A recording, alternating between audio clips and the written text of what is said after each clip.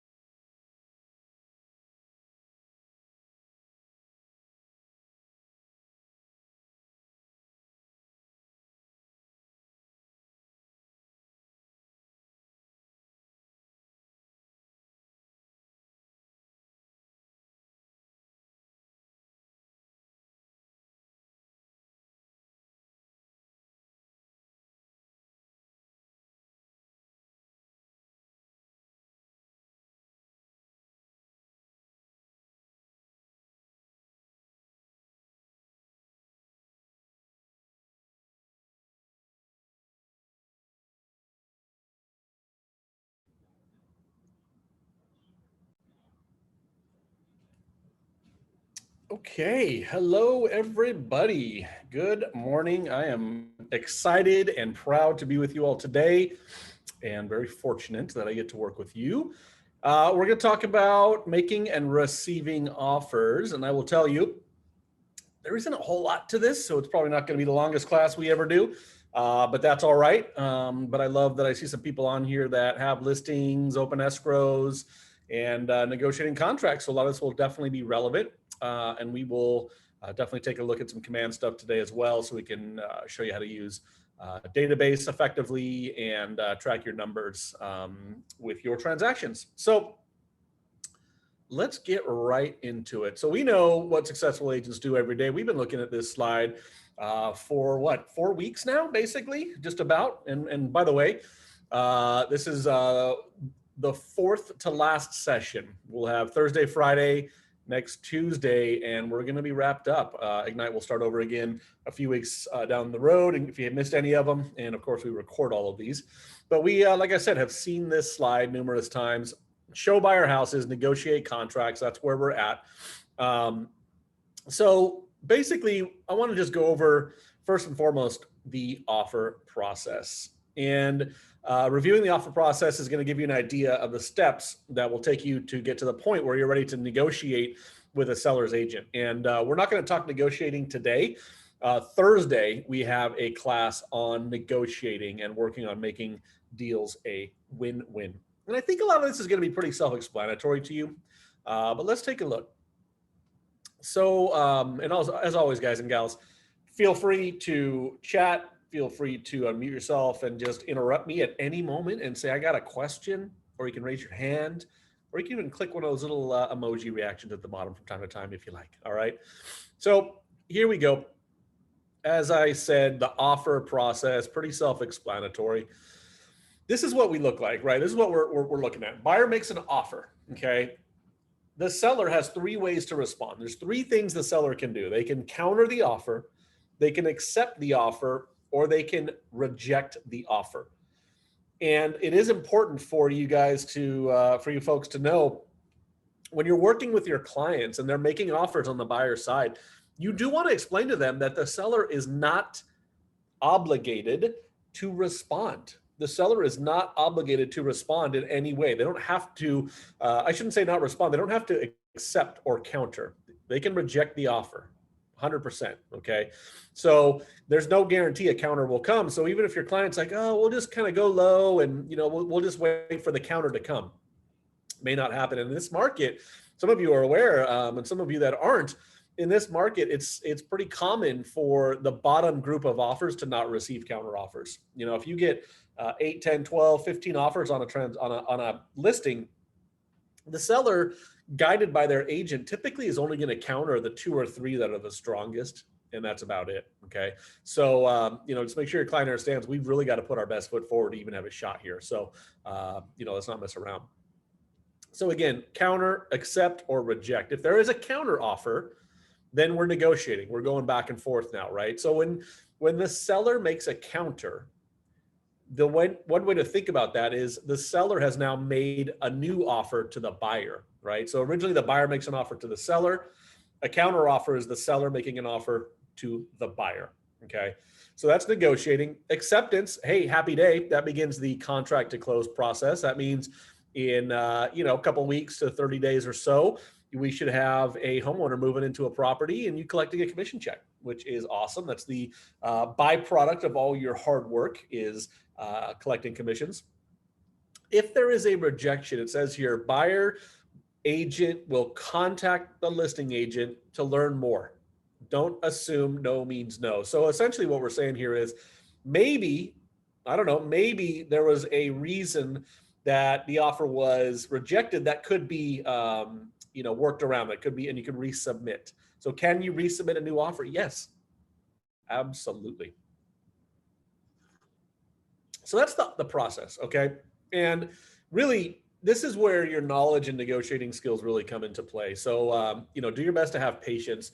And we've been having so many conversations about the offer process and negotiating, especially in light of how crazy the market is with limited inventory, like historically limited inventory. So it is important for you to really coach your agent or your clients, your buyers, especially on the buyer side, to have a lot of patience in the transaction. Okay, so I'm going to ask you guys a question, and feel free to unmute yourself or drop this in the chat.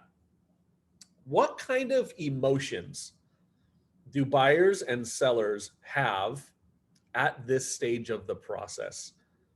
What do you guys think? Tell me what your thoughts are. Anxiety. Yes, anxiety. What else? Excitement. They're probably nervous. Nervous, excited, anxious. Yep. That's right. Anything else you guys could think of? Rejected.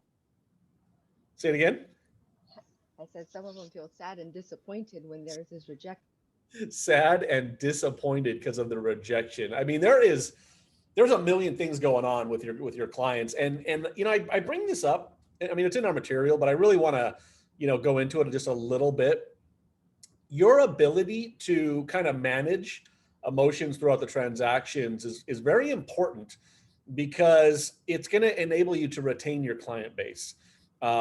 If for any reason a client of yours gets upset because something didn't go their way, it's very possible that they're going to blame you, because I mean, you're the one that's connected to them, right? I mean, you're the one that's right there in front of them, working hand in hand with them. So, you know, emotions are running very, very hot. There's excitement, there's joy, there's anxiety, there's impatience, there's dejection, there's fear, right? There's all these things. And one of the most important things as agents is to completely remove yourself from the equation and do not be emotionally attached to the outcome, whether it's emotionally attached to your buyer's outcome or your outcome for getting the deal and getting paid, right? We have to completely draw a boundary and remove ourselves so that we can guide the client as best we can as a fiduciary, right? We are trusted advisors. We are fiduciaries. So we have to be able to remove ourselves from the equation emotionally so we can guide the client as best we can and help manage their emotions. Because here's what, well, why don't you guys drop in the chat? I know some of you have written offers for clients, a handful of you. What's the most amount of offers you've written for a client so far? I think only a handful of you have actually written an offer, but I don't know, Tiffany and Rosie, I know for sure, Jennifer, like any of you that have written offers, what's the most you've written for one client? 13. 6. 12.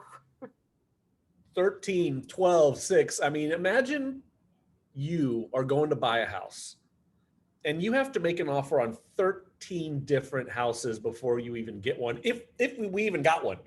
Okay, so talk about an emotional roller coaster, right? Usually after the second or third time, the client's already thinking, what the heck's going on?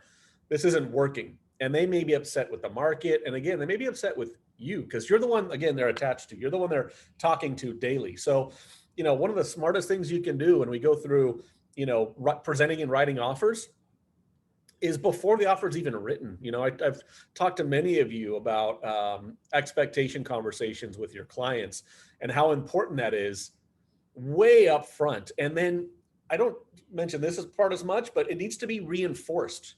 It needs to be reinforced over and over and over again. When they start missing out on these offers, you have to go back to that conversation. Okay. So when you initially sit down with a client and you ask them how the market is in their mind, and then you ask for permission to explain what you see happening in the market, part of it is that you may have to write 10, 12, 15 offers to get a deal. And you just heard it from the group here. The most was 13, and I've heard more than that. So use those stories as your own. You could say, one of our clients in our office had to write 13 offers before they got a deal. So I want to share that with you so you know what to expect. Okay. It's super important to have that expectation. And then after the first one that they don't get, you can go back to that conversation and say, well, remember, I mentioned to you, that you may have to write a lot of offers because it's very competitive. Another thing that I see happening a lot is that buyers have to learn the market kind of on their own sometimes. It's very common for an agent to, talk to their blue in the face about how tough the market is. And yet the buyer still says, well, let's just go in a little bit below asking. And we know that nothing is selling for asking, right? I think statewide, it said 51% of properties went over asking, and that's for the entire state with many different little communities. Here in SoCal, I bet you it's probably closer to 80+%. Okay.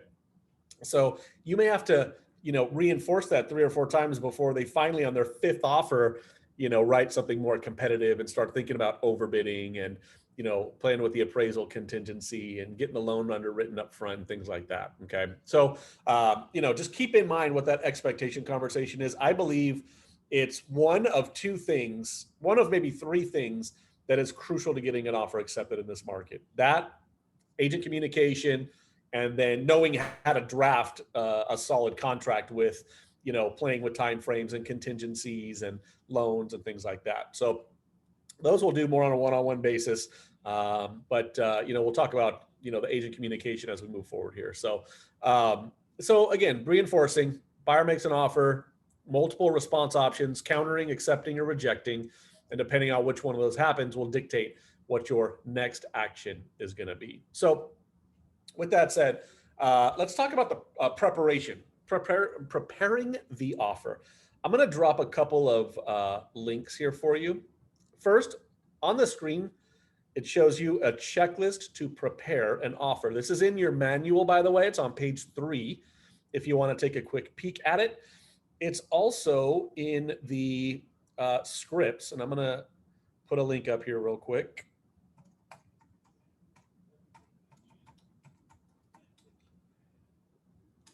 Guys and gals, make sure you have like a notepad or something on your desktop or somewhere to take a note on your computer or your phone and put these links in here so you have them all the time. This one, Nick Scripts, has all the Ignite, Spark, and Elemental scripts, which includes prepare to write the offer, this checklist, okay? So that's gonna be in here under the Ignite folder, in the Elementals folder. And then this next one I'm gonna drop in here is a link to all of the contract videos that we have recorded. And again, super important. You guys can be reviewing this stuff now, looking at how to draft an offer, how to make offer templates. We even did a video recently, how to write a winning offer in this market. That's a good one to take a look at. So make sure you have those 2 links copied and accessible all the time, okay? So again, checklist, it exists in there. So the first step in representing the buyer at the offer stage is preparing the offer. And take a minute to read through the checklist when you have a moment. And many of these steps will be done before the offer itself, right? We're going to basically, if you want to take a look at the checklist itself, let me pull it up real quick. Okay. So you can see a couple things that are on here, right? So we have a pre-approval letter from the lender. Obviously, we're going to have that. You shouldn't even be showing somebody without a pre-approval. And, our current pandemics, public health orders make it a little bit easier to tell your buyers, we can't show a house to you without a pre-approval letter and a copy of your funds, right? So we have an excuse. That excuse is going to be expiring soon, probably. Before I continue with this part of it, I just want to let you know, last Friday, I was on the leadership call with the California Association of Realtors. There's about 150 of us brokers in the state with the biggest offices that get to talk directly to leadership. And they are projecting that this week, they're going to be meeting with the state health department in an effort to revise the orders on what is allowed and what is not allowed for real estate, especially in light of the fact that I saw some people that I know on Facebook went to Magic Mountain yesterday, but we can't do an open house. That doesn't make a lot of sense, right? So I'm hopeful that we'll see open houses back possibly within weeks. Latest, I would project June 15th when we hear a broader opening. And then they also went on record in light of the new CDC guidelines about surfaces and touching materials that leaving flyers door to door is acceptable at this point. Okay. They didn't give any clarity about door knocking. I think there's nothing in the guidance that says you cannot door knock, but I'll leave it there. But certainly they said that, if surfaces are not as big of a concern, there shouldn't be any issues leaving door hangers or, flyers at a property. Okay. So I just want to give you a quick update there. Hopefully within the next 1 to 2 weeks, we'll hear even more about that. So again, looking at this checklist, get them pre-approved. We know that for a fact. Talk about with your lender, can they get them underwritten up front? That will make it very strong when you make an offer, especially with no loan contingency, if you can pull that off. Produce a CMA. Now, in normal times, yes, we would definitely be making a comparative market analysis to guide the buyer as to what to offer. In this market, it sounds a little crazy, but the CMAs almost don't matter. Why? Prices are going up so fast that the comps are going to be down here, but the new value is going to be here. And when an appraiser goes out there or you look at comps, the data is old. It's 30, 60, 90 days old.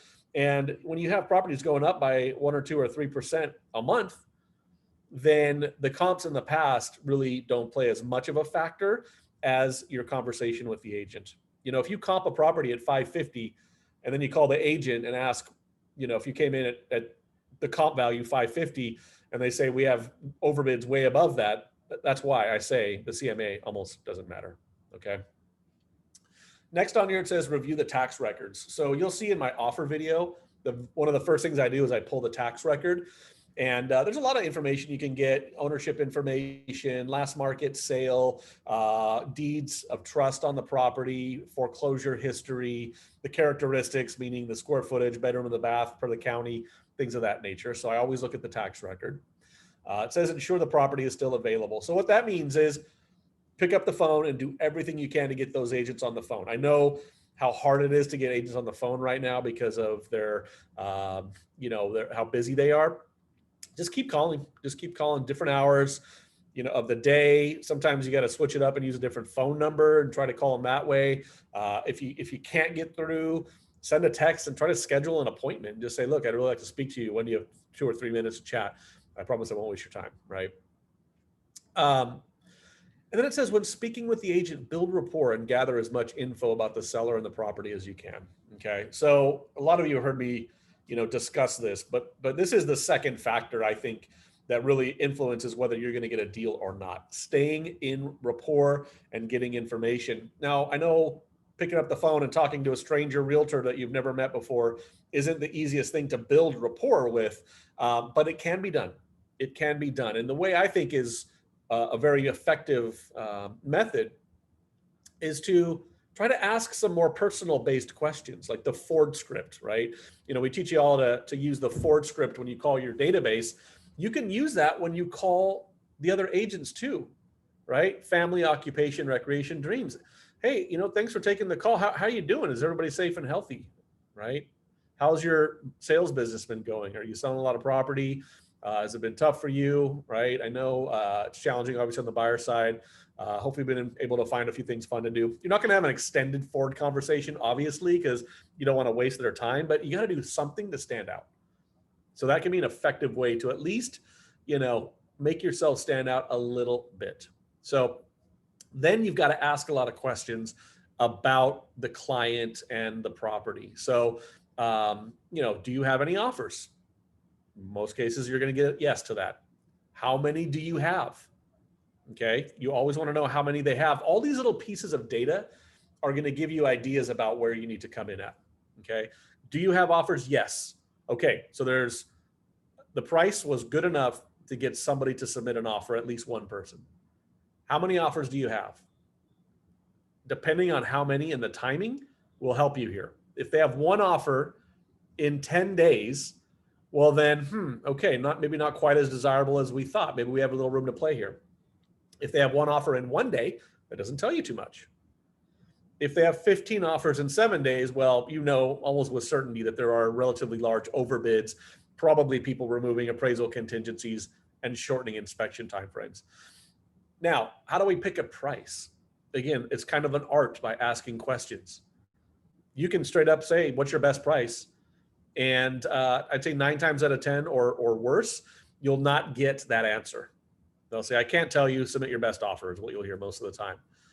In situations like that, I would say, well, sounds like you have overbids. I mean, are we talking like pretty massive or just a little over asking? And maybe half the time they'll answer that question. They're pretty big overbids with a lot of contingency removals. Okay, got it. So if we came in, listed at 500, if we came in at 550, do you think that would earn us at least a counteroffer or put us in the dance? And you have to listen to the way they respond, right? If they say, well, maybe, that's probably no. If they say no, it's no. If they say yes, hopefully it's a yes. Take it with a grain of salt, okay? So really ask questions. And then I like to ask, is there anything besides price that's important to the seller? Sometimes you're going to hear things like longer escrows, shorter escrows, rent backs for free or not, right? So you got to really listen to what other things may be important. And as you do that, it's going to help you figure out, well, where do I need to be? What do I need to write at? Okay. So again, poking around and asking those questions, may not be easy, but it's a necessity when you are, getting ready to submit your offer. So what else is on the checklist here? As I said, inquire about the activity. So you'll know, again, that if you have,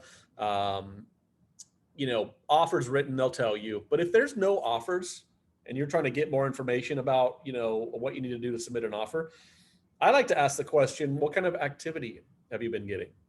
How many showings do you have set up for the weekend? If it's, Thursday and the first showings of the weekend and they don't have any offers yet, but they tell you they've got 20 showings set up, well, then it's going to be competitive and you'll just need to stay in touch. Okay. Speaking of rapport and staying in touch, Tiffany, if I could pick on you for a minute, I know you just got an offer accepted that you had put a backup offer on. Can you tell us a little bit about that? I'd love to hear some perspective from that. So the original buyer couldn't perform. So after that, there were 2 backup offers that were submitted. But once I saw the property, I reached out to the person. Once I sent the offer, I sent a question about it. And then he came back and said he would speak to me just to see what the progress of it was. I didn't hear from him, so I touched base again. So just continually let him know, like, hey, I'm still here. So when it came down to time for them to try to, cancel out the other contract, he sent us both counter offers, but he pushed for his seller to sign ours because he knew I would stay on top of it, because he said the other guy didn't reach out as much. Right. That's such a great story. And it makes me think of one other thing, and that is sellers and listing agents, especially when there's a cancellation, the next offer they choose, they want somebody that they feel really confident is actually going to get the deal closed. Okay. So, price is price, certainly. But it sounds like you two are probably almost exactly the same price. So how do they pick between the two? They pick the one that thinks is going to have the highest chance of closing escrow for their seller. And that was you. So love it. I love that story. Good job. And, that's a testament for all of us to keep in mind. Look out for active under contract listings in the MLS or pendings, and reach out and see, how's the deal going? Is there any chance it might cancel? If you submit an offer on one of those deals, especially if it's a little shaky, that may influence the seller to be more aggressive in giving notice to performs and demand to closes and trying to cancel the deal to move on to somebody else when they know somebody's in the backup waiting. So actually submit the offer. Listing agents are obligated to present all offers even after opening escrow. Okay, they can't just kick a buyer out, but they can be more aggressive on the timeframes if they feel the buyer is not performing as necessary. Okay. Anyway, so the remainder of the stuff on the checklist is all about that conversation we had. Really, trying to pin the agent down as best as you can. It asks about getting a seller disclosure statement. That's not common here in Southern California. I know they do it a little bit more in Northern California and other parts of the country. So you're not going to see that very often. But if you're on the listing side, and I just want to give you a contractual kind of, note here on the broker side of things. If you're collecting an offer that removes their investigation contingency, you have to understand that the TDS, the transfer disclosure statement, the lead-based paint, the natural hazards disclosure statement, they all have statutory cancellation rights attached to them. So what does that mean? It means even if a buyer writes a non-contingent offer on investigations, and then you give them a TDS after the fact, they still can cancel within 5 days, even if they signed a contingency removal form. That's a California civil code that our purchase agreement cannot alter. Okay, so keep that in mind when you're receiving offers. The only way around that is if you have them sign the TDS, the lead-based paint, the natural hazards before you accept the offer. Okay, then they've already received the documentation and it's prior to opening escrow, they no longer have that rescission right. Okay, so one little contractual thing to be aware of, kind of in the weeds a little bit, but if you have questions about that, you can reach out to me direct. All right, let's keep moving on here. So that's our checklist to prepare an offer. Next is writing the offer. So here's where we get into a little bit more detail about, putting the offer together and writing it. On page 4 in your Ignite materials, we have the checklist to write an offer. So we have another checklist there for you. Again, it's in that script folder. It's in the participant guide.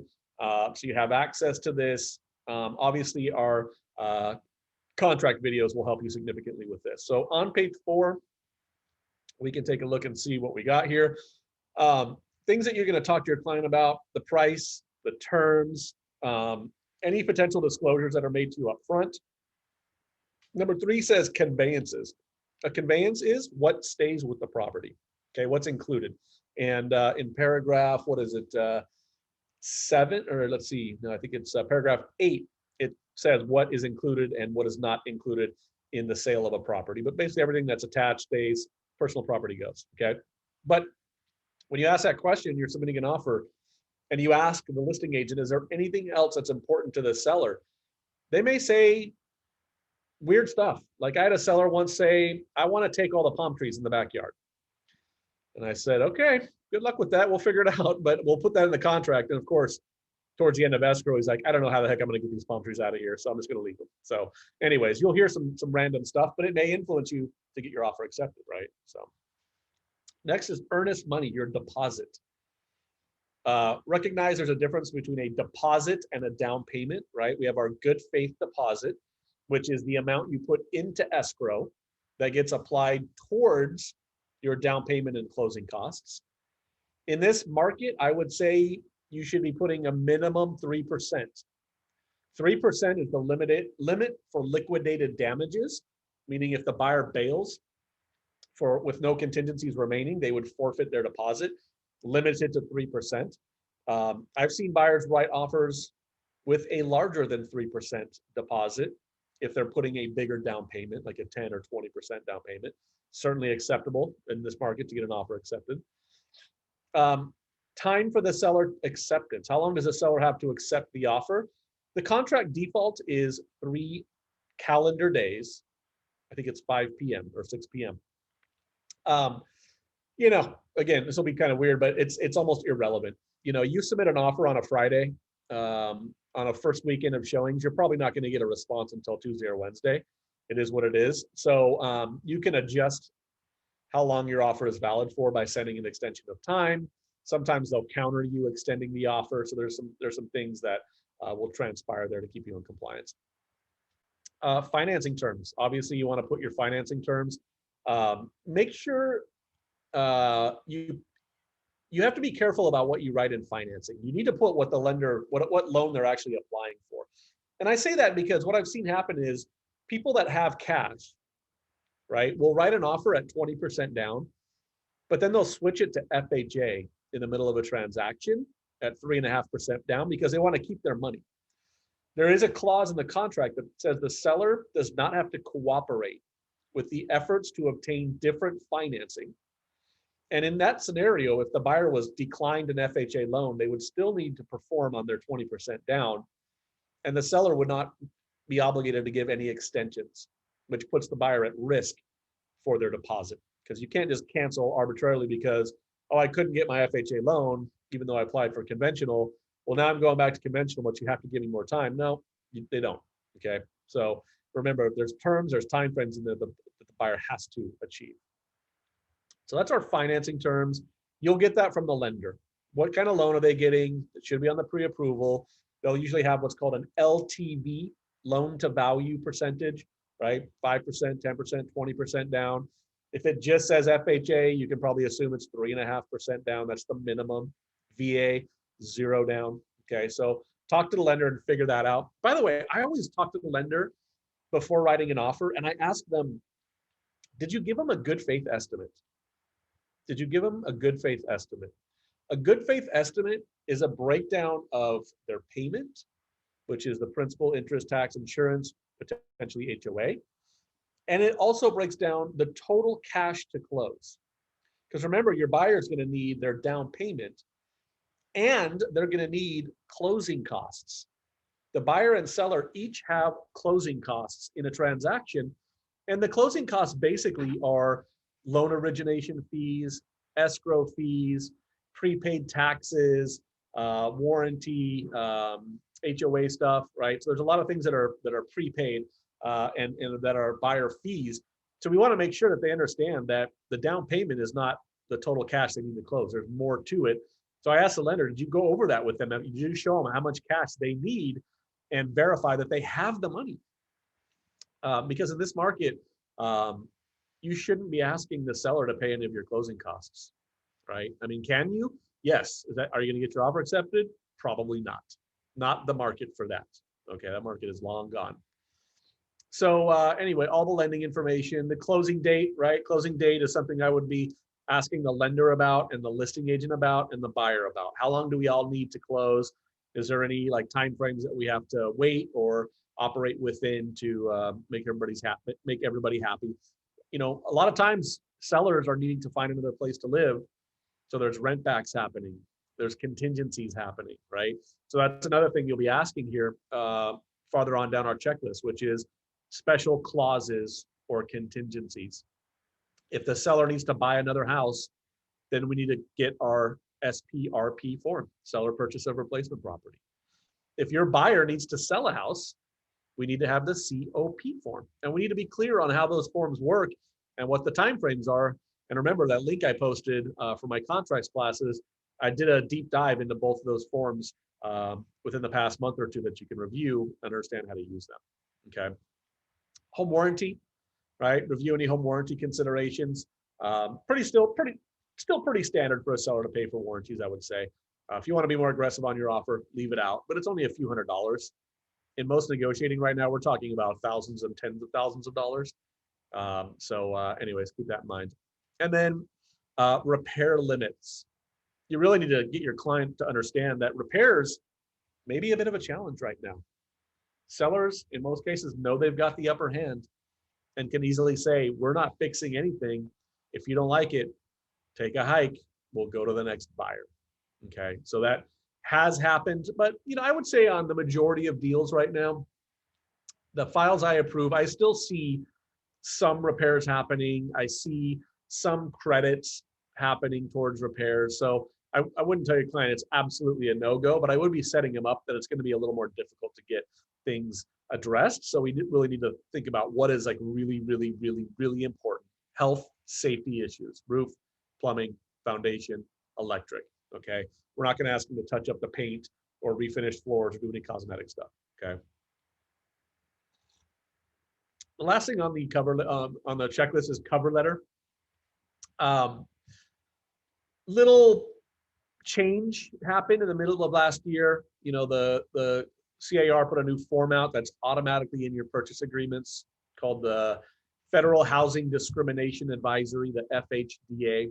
And it basically says that you shouldn't send or receive information about a buyer that could allow your client to discriminate against the other client, okay?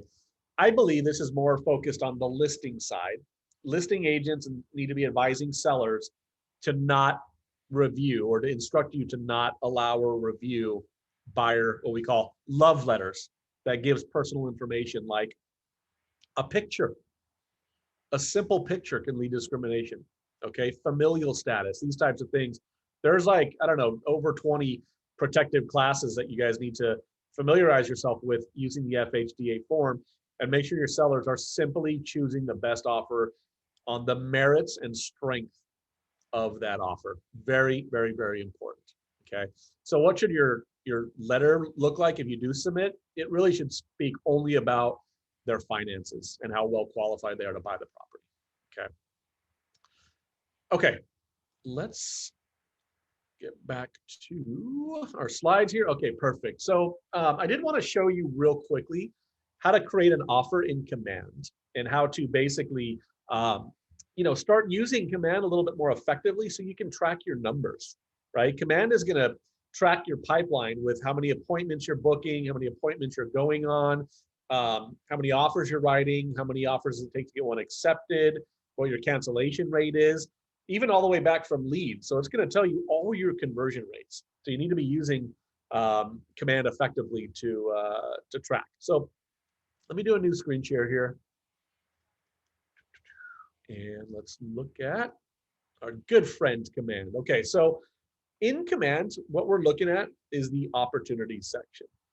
So here I am in opportunities. I'm going to click the link and open opportunities up. And remember, our opportunities are where we track all of all of our clients. Okay, so okay, all right.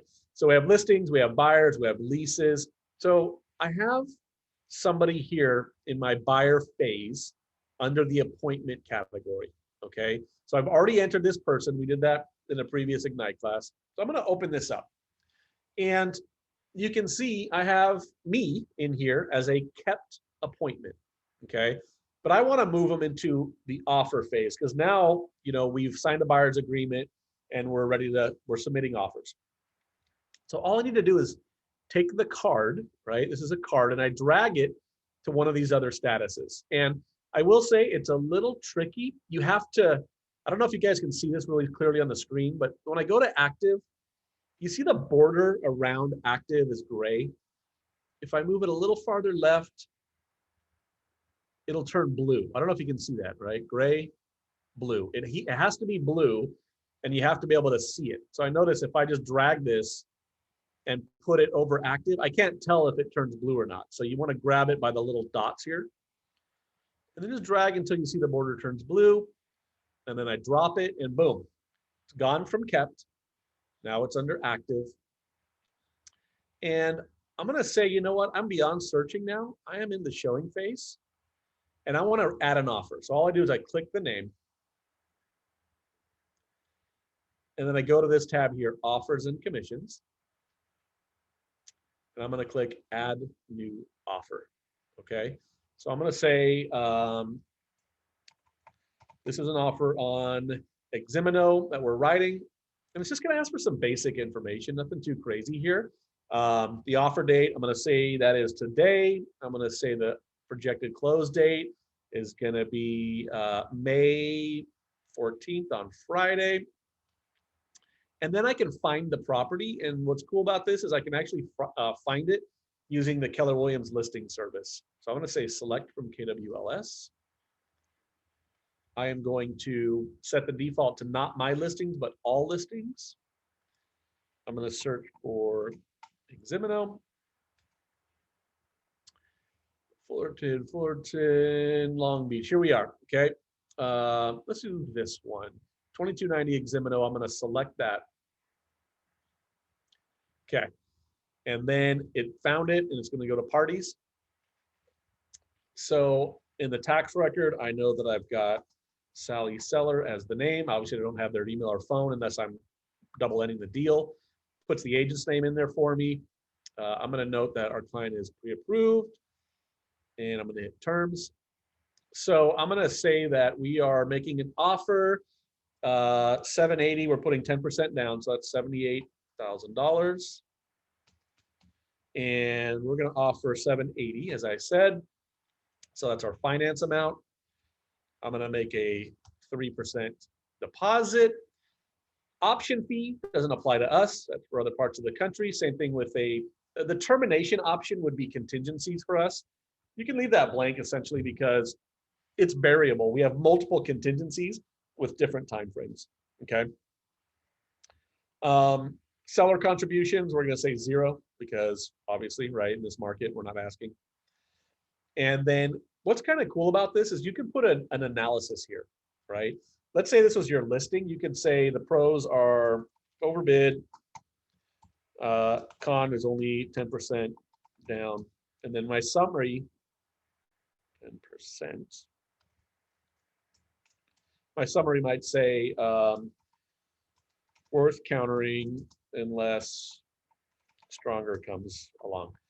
And the analysis section is pretty cool because when it's your listing, what you can do is you can actually send these offers using the dots over here. I can send this offer to my client and it'll give the analysis when they receive the email through command. Okay. Like if I look at this email, this is what the email would look like. You know, here's an offer from Sally Seller. Here's the pros and cons and the summary. So as you present the offers, you can send a quick recap to your clients so they can see what all's going on with their deals. Okay. So I will just say back. But anyways, so now in my pipeline, I have added an offer. And as you send more offers or receive more offers, you can continually update them into command. All right, that's back to our pipeline.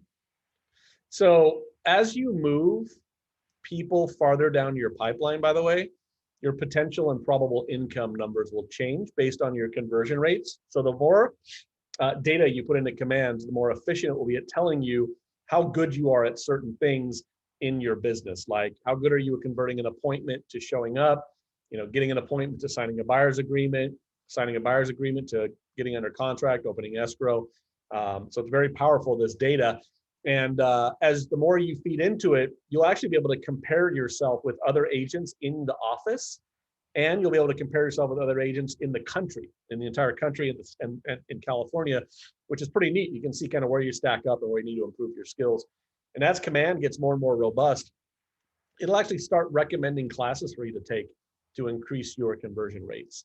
So the AI is pretty neat and still, being developed. So anyways, any questions on command? I know it's not too complicated and you're probably not needing to do it right this second, but thought I'd ask.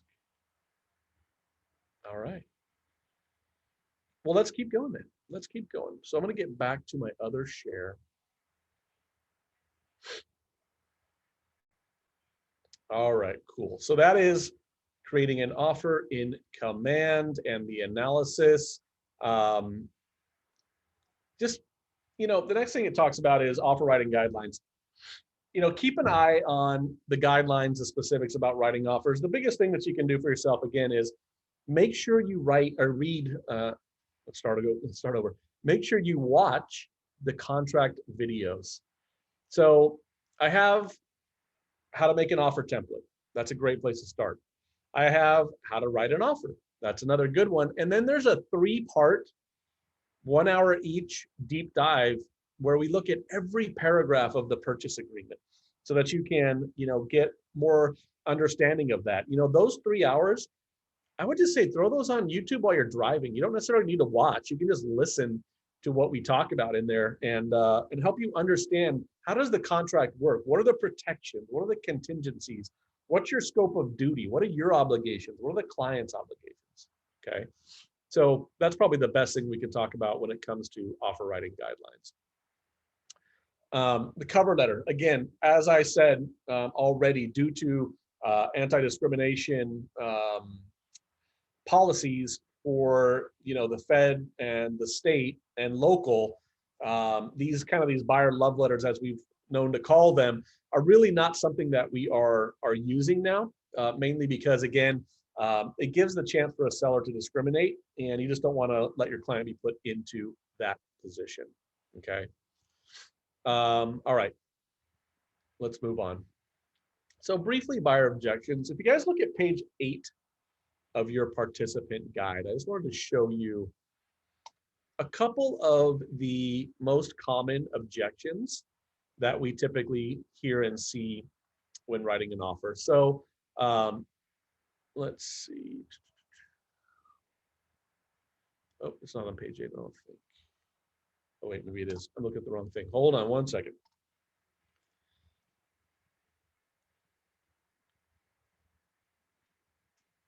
All right, there we go. So there's a couple of quick scripts on page 8.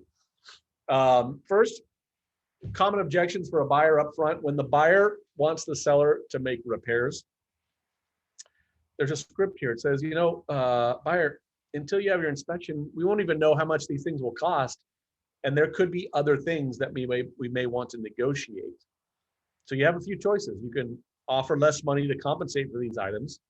You can ask for a credit to repair now, or the best advice we usually give is wait for the inspection and negotiate all at one time. How would you like me to negotiate this offer on your behalf?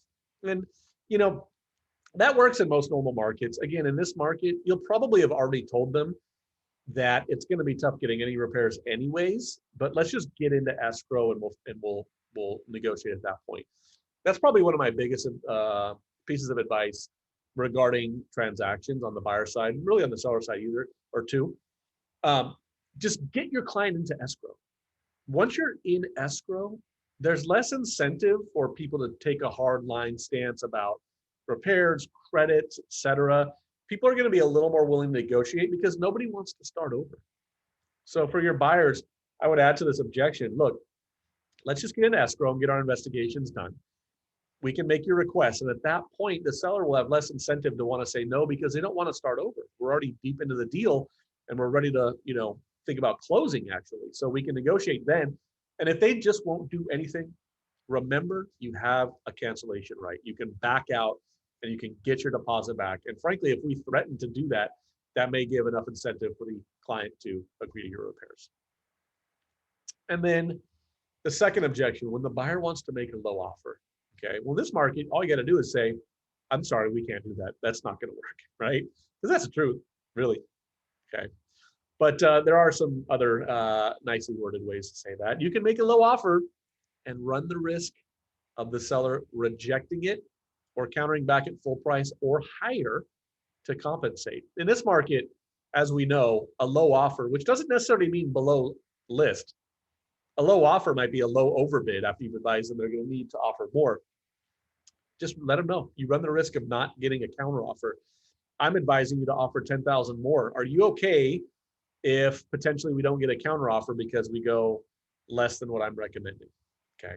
You can't guarantee they'll get a counter offer, but your job, in one of the documents in the purchase agreement package, it's the MCA, the Market Conditions Advisory. And it says on there, buyer, you're responsible to choose your offer price. We do not choose that for you, okay? And I add to that, and my job is to guide you and advise you on what I think you should offer to give yourself the best chance to buy this house, okay? Because if we just gave buyers and we just said, you can offer whatever you want, none of them are going to pay full price, right? I mean, that's just not going to happen. So our job as a fiduciary to advise about what it's going to take to become a homeowner, to get the deal, right? So we have to be willing to tell them the truth about that. And that's all we're doing is telling them the truth. We're providing value coming from contribution and telling the truth about what needs to happen to get this deal. All right, let's keep moving on. Let's keep moving on. You know, it's interesting. It's almost easier to handle objections in this market because it's just a fact, and it's not like it's not all over the news as well, right? People are seeing what's happening with the real estate market. Okay, let's talk presenting the offer. And so this is when you're delivering the offer to the other agent. Notify the agent of an incoming offer, send it over. Ideally, you would set a deadline. That's a little challenging in this market. It's going to be tough for you to get someone to agree to respond within 24 hours, especially when they have 20 more appointments booked. They know they're going to get another offer somewhere along the way, okay? Create your offer in command. We just saw that. And then consult with your buyer when the client actually responds, okay? So one thing I'll add to this is when you talk to the agent, I usually talk to the agent at least 3 times during this process. Before I show, after I show, before I write the offer, and then once I write the offer and send it. And I do that for many reasons. I'm gathering information on every call, obviously, and I'm building rapport on every call. And then my last call is my chance to sell how strong the offer is and find out when we can expect a response and try to close a little bit at that point, right? So that's where, you know, the rubber meets the road, so to speak. Because remember, expectations with the buyers, conversations with the other agent, those things go a long, long way in this market to getting offers accepted, okay? All right, let's keep going here. Representing the seller. So here's the other side of things.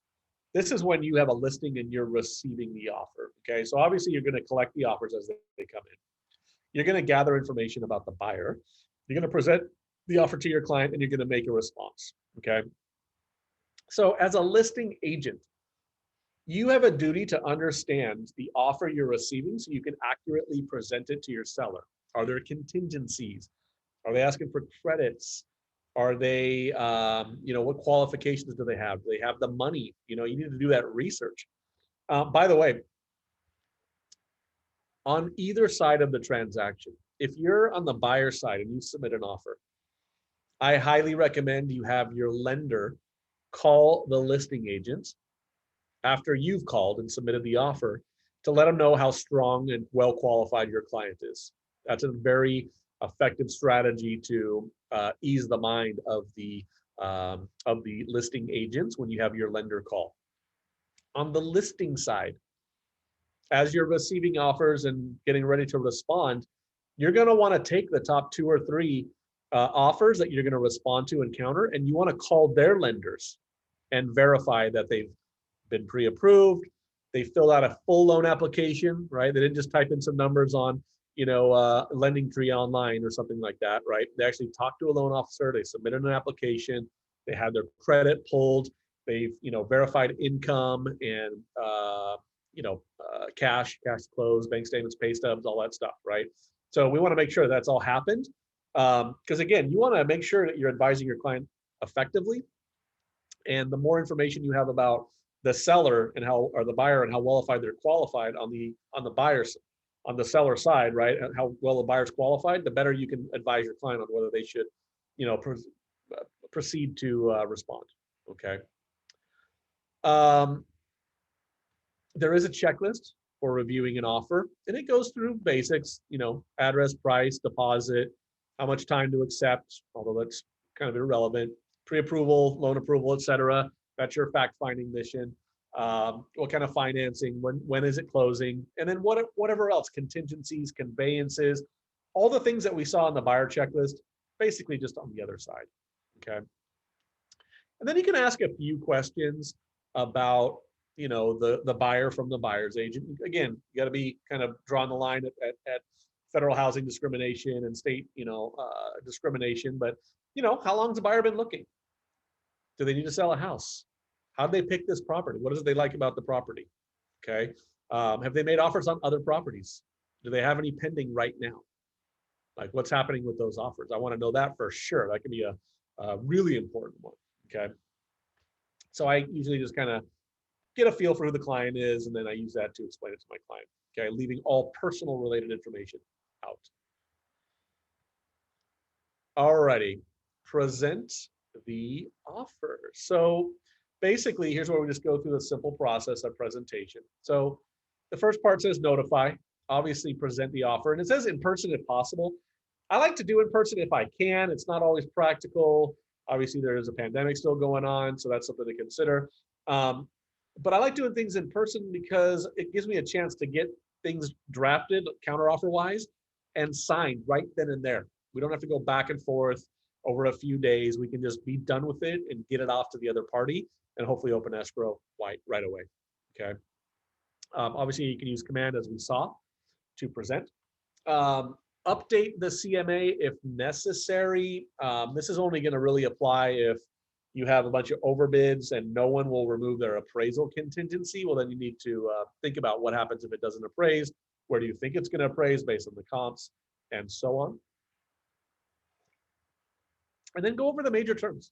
You know, you're not going to go line by line through a 16-page purchase agreement with disclosures and advisories. You're going to go through the basics, right? What's the price? What kind of financing and how well qualified?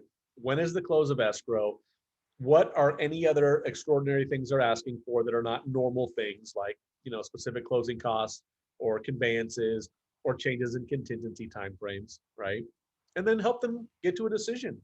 Counter, accept, or reject. And that leads us to the next slide, which is responding. Responding to the offer is helping them make a decision, okay? So again, if we're on the listing side, we know we've got the three options. We can counter, we can accept, or we can reject.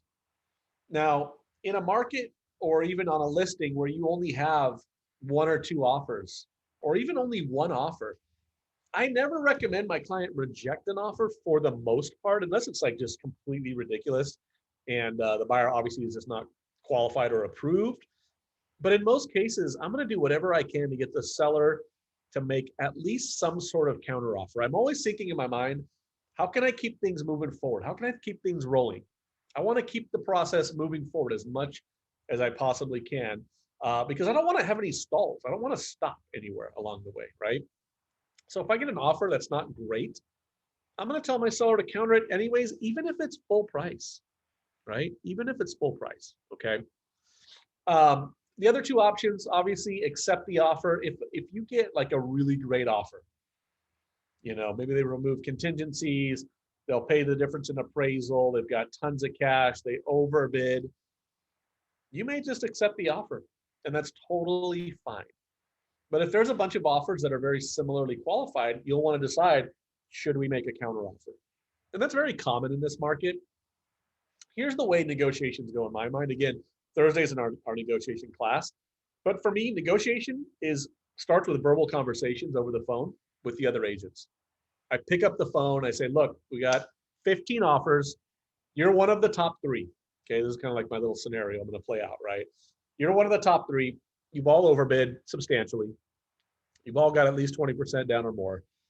We're concerned about the appraisal. What's your plan for the appraisal contingency if it doesn't appraise? And if they don't say, we'll remove the appraisal contingency, or we've already done that, I'm going to ask them, will your buyer remove it? Will your buyer shorten their inspection time frame? Can your buyer get their loan underwritten and shorten the loan contingency time frame? What does all that look like? Are they committed to that price, or is there a little bit of flexibility? Because we may come back with the highest and best, right? Based on my conversations with the agents that way, I'll be able to decide how strong is my seller in their position in demanding terms, right? Because in this market, as a listing agent, I'm going to do everything I can to get appraisal contingencies removed completely. If I can't get that, I'm going to try to get them to at least pay a certain amount over the appraised value, if that's something my client wants to, consider. But I'm gonna do all the fact finding I can on listings to see who is willing to basically remove all of their risk factors up front, so we have a really solid idea or understanding that this is going to be the offer most likely to close. Who's willing to play ball, right? So it is what it is. We're in that kind of market on the listing side of things. So if you have a ton of offers and you have the capability to negotiate in a strong fashion for your client, we're going to do it, right? Our job is to get the most amount of money for our client in the least amount of time with the least amount of headaches. And so whatever that takes, okay? So that's countering, and so on, right? So that's basically how we would do that. And, as you guys go through your first one, reach out to your mentors, right? Reach out to the team leader, reach out to me. We'll guide you and walk you through every step of the way. For your first couple of deals, we're not going to leave you hanging and just try to figure it out. We want to help you and we want to give you the best shot at getting these deals done, right? Because if you guys don't get paid, if you guys don't make any commissions and sell houses, obviously the office does not either, okay? So we want to help as much as we can. So don't ever hesitate. Don't feel like you're bugging or anything like that. We are here 100% to help you with this, okay? All right. We've covered quite a bit. We've already talked about responding to the offer, and we're basically done, folks. I just want to leave it open for any questions or comments. It's 11 o'clock. Any questions, comments about making offers, receiving offers, presenting offers, the process of the countering, anything at all that I can assist you with right now? Can you comment about escalation clauses? Sure, be happy to. So, an escalation clause, you have two types in my mind, right? You have an escalation clause where you're basically saying that you will pay a certain amount of dollars over the next documented offer, okay? And the biggest problem with that I see is that by you put a cap on it, right? Let's say you have a listing, it is listed for 700 grand, and you want to, make an offer that says, we'll pay you 720, but we'll go 2 grand above the next highest documented offer up to 780, okay? That's how your typical escalation clause works. And what happens is when you do that, you've basically told the seller that you will go to 780, right? So they're a little tough to work. And then on the listing side, what if you get 2 offers that both have the same escalation clause, right? It could open the seller up to potential discrimination, because how do they choose between the two when they're theoretically mostly identical, okay? So that's one escalation clause. And as I'm talking, I'm trying to pull up a CAR document on escalation clauses that you guys can review. You will need to be able to log into CAR. So if you haven't joined the board yet, you won't be able to use this quite yet, but I will post it for everybody. And then the second, escalation clause that I typically employ is regarding the appraisal. So the appraisal obviously is a big concern right now. And, properties are just not appraising. And that's a challenge, right? So we want to find ways to get around that. So in this market, many buyers are being asked to remove their appraisal contingency. I personally, on the buyer side, we never recommend it. In fact, if they want to do that, we would have them sign a letter that says they're acting against our broker's advice, okay? So what I like to do is limit the exposure. So let me, kind of walk you through what I mean, okay? Same example, we got a listing for 700. We're going to offer 780. They want us to remove the appraisal contingency. If we do that, we're basically saying we'll make up the difference in cash for whatever it appraises for. Okay, let's say we're putting 10% down. So at 780, they'd need to put $78,000 down. Well, let's say it only appraises for 700. Well, they put 10%, 70,000 down, but they have to put an additional 80 grand, right? Which makes their down payment $150,000 now, 80,000 cash. So the exposure is unknown, right? We don't know what the appraisal is going to come back at. So we have no idea what the risk factor is. We just can't tell our client. There's no certainty. It's an unknown because the appraisal is subjective. It's one person's opinion of the value of the property. So what I like to do is limit it by saying, using the language that says the buyer will pay X amount of dollars, right? $10,000 above the highest appraised value, not to exceed 780. Okay. So what that does is it limits our exposure to 10 grand. So then our client needs to put their 10% down plus an additional $10,000, okay? No matter what it appraises for. Now on the buyer side, that can be really good for them because if it appraises for 700, the seller would be obligated to sell for 710. If it appraises for 770, we'd be in escrow at 780, okay? But it's not necessarily good for the seller because there's no floor. There's only a ceiling, a cap at 780, but no bottom. So on your listings, if you receive an offer like that, you would put a limitation or remove that term completely, right? So on your listings, if you get an offer that says we'll pay 10 grand above the highest appraised value, no more than 780, you're probably going to want to either counter that out or figure out from your seller what the minimum is. And maybe you say no less than 760. So then you know like what the top and the bottom is. The problem would be is if it appraises at 740 in that example, well, where are you, right? The buyer probably still has their contingency to back out and the seller is not obligated to sell, okay? So those are like the two escalation clauses that I typically work with. I've only really, in this market, I've only ever seen one person do the first escalation clause and they got a counter back from the seller for what their max was. So that kind of sealed that deal, but they won the deal. So I guess it kind of worked. So Thank you, Nick. you're welcome. Any other questions, folks? Making, receiving offers, presenting offers.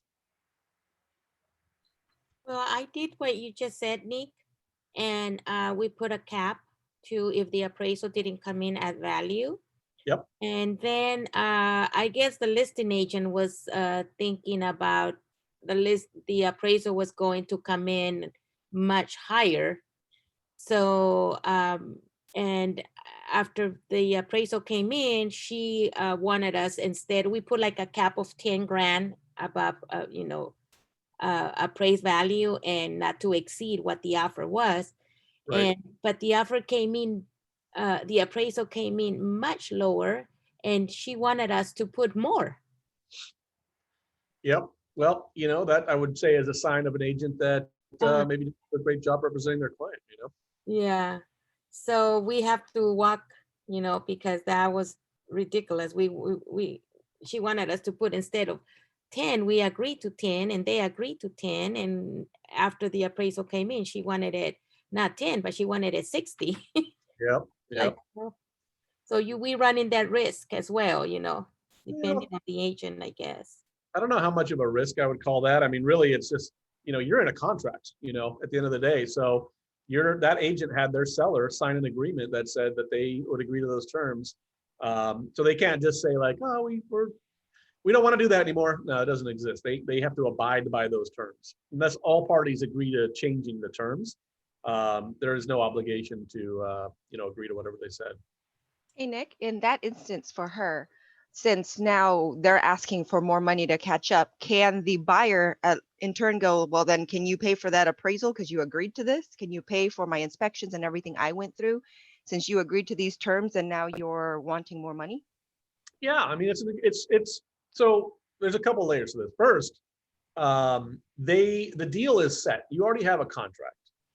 If they want you to pay more money, then, well, first the buyer doesn't have to agree at all if they don't want to, but if they were open to talking about it, they would need to negotiate whatever terms are relevant or what everybody agrees to. So it's kind of like, sure, the seller can ask for more money and the buyer can ask for more money, and at some point it's going to be a wash either way. So I would say really defaulting is to the fact that the seller is obligated to honor the terms of the agreement.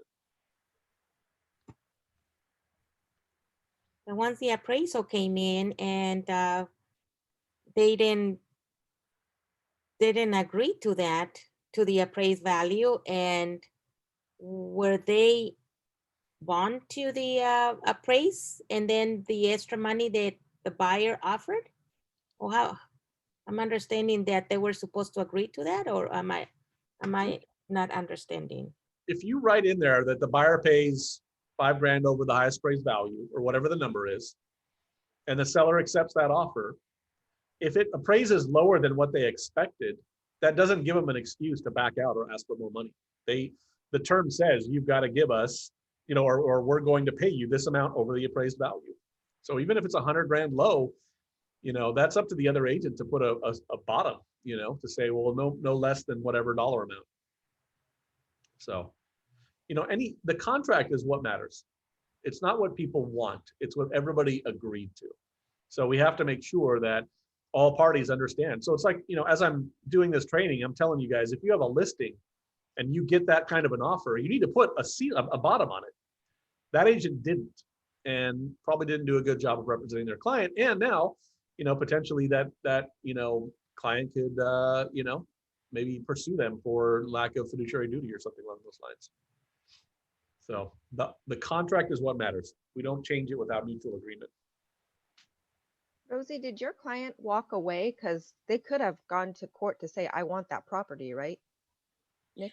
Well, I did ask, and they said because we got a new appraisal and the appraisal didn't come in and she was asking for more money, it's like starting all over again. I mean, what I'm hearing now is a total different story. Yeah, for sure. No, you could absolutely, insist. There is a remedy to force the seller to sell based on the terms of the agreement. You'd have to file a lawsuit. It's called specific performance. Nobody wants to go that route, but that is the technical way to do it. So.